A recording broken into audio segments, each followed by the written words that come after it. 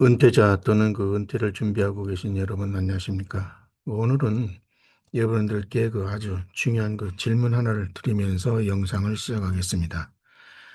AI가 모든 것을 집어삼킬 거라고 합니다. 그렇다면 AI가 삼킬 수 없는 것은 무엇일까요? 지난 몇 달간 월가의 똑똑한 돈들이 조용히 한 가지 답을 찾아냈습니다. 그 답의 이름이 바로 헤일로, 후광이라는 뜻입니다. Heavy Asset Low Obsolence의 중자산 저진부화.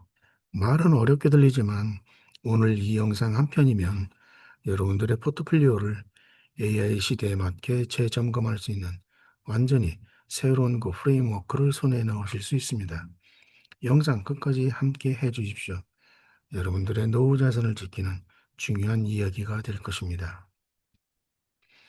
먼저 이웃님께 지금 시장에서 벌어지고 있는 이상한 두 가지 풍경을 보여드리겠습니다.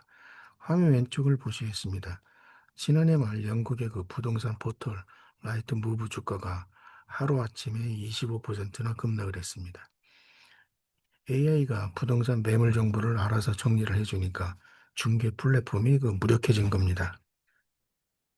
더 충격적인 건 한때 AI 혁명을 이끈다던 세일즈포스와 오라클 같은 초대형 소프트웨어 기업들도 비슷한 운명에 처했다는 사실입니다. 이들의 새로운 모델은 근본적인 재평가를 받고 있습니다. 재무설계사, 광고 카피라이터, 콜센터 상담사, 여러분들 주변에 많은 화이트 칼라 직업들이 AI에게 자리를 내주고 있습니다. 이것이 AI 희생자 기업들의 모습입니다. 그런데 오른쪽을 보십시오. 정반대 풍경이 펼쳐지고 있습니다.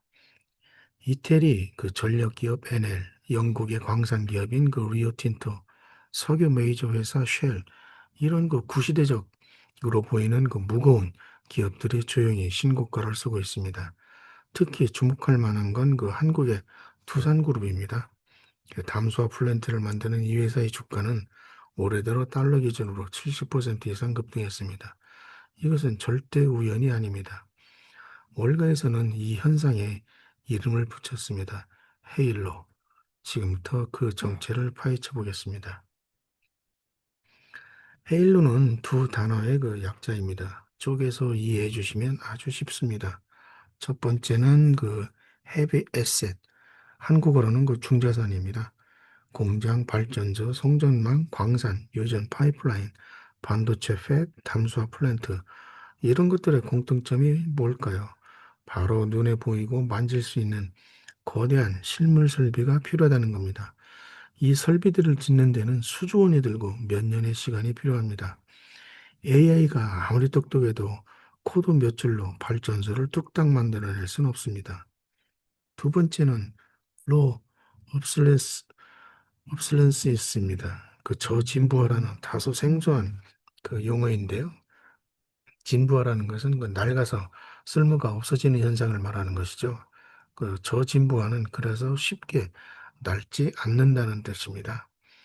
전기, 원유, 구리, 반도체 생산 능력, 이런 것들은 10년 뒤에도 20년 뒤에도 세상에 여전히 필요로 할 것들입니다. 기술이 바뀌어도 근본적인 수요가 사라지지 않는다는 그런 의미입니다. 그래서 이 두 가지를 한 문장으로 요약하면 이렇습니다. AI의 봇은 코드를 쓸 수 있어도 땅을 파거나 전기를 만들 수는 없다. 이것이 바로 헤일로의 핵심 철학입니다. 자, 그럼 어떤 기업이 헤일로인지 아닌지를 어떻게 판단하느냐라는 질문을 할 수 있겠죠. 세계 최고의 투자은행 중 하나인 골드만삭스가 이 질문에 답을 내놨습니다. 유럽 전략과 기업 재성이 제시한 세 가지 지표 있는데요. 아주 간단합니다. 첫 번째는 고정자산 비중입니다. 전체 자산 중에서 설비나 공장과 같은 물리적 자산이 얼마나 차지하는지를 봅니다. 비율이 높을수록 헤일로에 가깝습니다. 둘째, 1인당 유형 자산입니다. 직원 한 명당 얼마나 큰 실물 설비를 다루고 있는지를 측정합니다. 자본 집약도라고도 볼 수 있는데요. 이 수치가 높다는 건 사람 대신 기계가 일하는 사업이라는 뜻입니다. 세 번째는 자본 지출 비율입니다. 매출의 몇 퍼센트를 계속해서 설비에 재투자하고 있는가를 봅니다. 쉬운 예로 TSMC는 연평균 320억 달러, 우리 돈으로 약 40조 원 이상을 매년 설비에 쏟아붓고 있습니다. 이 세 가지 지표가 모두 높은 기업, 그것이 진짜 헤일로입니다. 여러분들도 관심 있는 종목이 있다면 이 세 가지로 한번 점검해 보시면 좋겠습니다. 그런데 여기서 또 다른 아주 흥미로운 질문이 떠오릅니다. 아마존, 구글, 메타, 오라클과 같은 그 빅테크들도 요즘 그 데이터 센터에 어마어마한 돈을 쏟아붓고 있지 않습니까? 그럼 이들도 헤일로 아닌가요? 정말 좋은 질문입니다. 실제로 그 숫자를 한번 보십시오. 1조 3천억 달러. 우리 돈으로는 약 1,800조 원입니다. 이것이 2022년도부터 2025년도까지 이 네 개 빅테크 회사가 데이터 센터 건설에 투자하기로 약속한 금액입니다. JP모건이 분석한 겁니다. 여러분들, 이 정도면 충분히 헤비 에셋으로 변신한 것 아닌가요? 그런데 시장은 이들을 헤일로로 인정하지 않습니다. 그 이유는 딱 두 가지입니다. 첫 번째 이유는 과잉 설비 우려입니다. 지금 짓고 있는 그 데이터 센터 용량이 과연 더 다 팔릴 것인지 시장은 그 회의적으로 보고 있습니다. 두 번째 이유가 더 중요합니다. AI 자체의 진부와 리스크입니다. 지금 짓고 있는 GPU 기반 데이터 센터도 AI 기술이 더 발전하면 언제든지 구식이 될 수 있습니다. 해외 에셋이긴 한데 로 업솔룸스가 아닌 것입니다. 그 결과 올해 들어서 그 오라클과 마이크로소프트 주가가 시장 대비 언더퍼폼 했던 것입니다. 이제 여러분들이 가장 궁금해하실 구체적인 종목들을 살펴보겠습니다. 첫 번째는 그 이태리의 NL입니다. 유럽 최대 전력망을 운영한 유틸리티 기업인데요. 재생에너지 전환의 중심에 있습니다. AI가 아무리 발전해도 전기 없이는 돌아가지 않습니다. 두 번째는 그 리오틴토입니다. 구리와 철광석을 캐내는 세계적인 광산 기업입니다. 재밌는 건 AI 인프라를 짓는데 필요한 그 원자재를 공급하는 게 이런 회사라는 점입니다. AI 시대의 곡괭이와 삽이라고 할 수 있죠. 세 번째는 영국의 쉘입니다. 글로벌 석유가스 메이저 회사죠. 에너지 안보의 중요성이 커지는 이 시대에 직접적인 수혜를 받고 있습니다. 네 번째, 이건 좀 의외일 수도 있는데요. 대만의 TSMC입니다. 첨단 반도체 파운드리인 그 TSMC가 왜 헤일로일까요? 앞서 말씀드렸듯이 그 연평균 320억 달러씩 설비에 투자합니다. 진입 장벽이 이보다 높을 수는 없는 겁니다. 헤일로는 국영제 대 신경제 논쟁이 아닙니다. 하이테크 기업이라도 물리적 진입 장벽이 두꺼우면 헤일로입니다. 이 포인트가 중요합니다. 다섯 번째, 우리 한국의 두산그룹입니다. 해수 담수화 플랜트를 짓는 이 회사는 올해 달러 기준으로 70% 이상 급등했습니다. 중동 재건 수요에 AI 내선까지 갖춘 이중 수혜지라고 할 수 있습니다. 여섯 번째는 종목이 아니라 영역입니다. 골드만삭스가 발굴 영역으로 꼽아놓은 송전망 파이프라인, 장기 투자 주기의 그 산업 설비들입니다. 화려하진 않지만 경제의 혈관 같은 역할을 하는 기업들입니다. 자, 이 여섯 가지 방향성을 기억하신다면 앞으로 뉴스를 보실 때 헤일로 종목을 직접 발굴하실 수 있을 겁니다. 자, 그러면 여기까지 들으면 지금 당장 헤일로 종목을 사야 되는 게 아니냐라는 생각이 드실 수 있습니다. 그런데 월가에서도 사실 의견은 엇갈립니다. 먼저 강세론부터 보겠습니다. 골드만삭스의 재성은 헤일로 종목의 EPS 성장률, 즉 주당 순이익 성장률 격차가 다른 기업들보다 계속 벌어지고 있다고 지적합니다. 1분기 실적 시즌에서도 헤일로 종목들이 강한 숫자를 내고 있다는 겁니다. 리톨트 웰스 매니지먼트의 조시 브라운 CEO는 더 단호합니다. 이것은 AI 시대의 새로운 팩터의 탄생이다.